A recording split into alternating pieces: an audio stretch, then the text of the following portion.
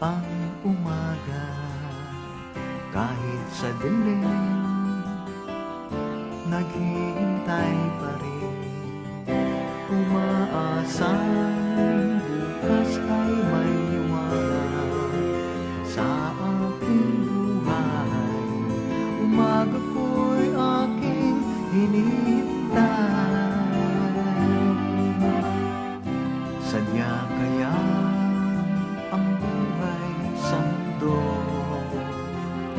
ay kay pait, walang kasing lupit.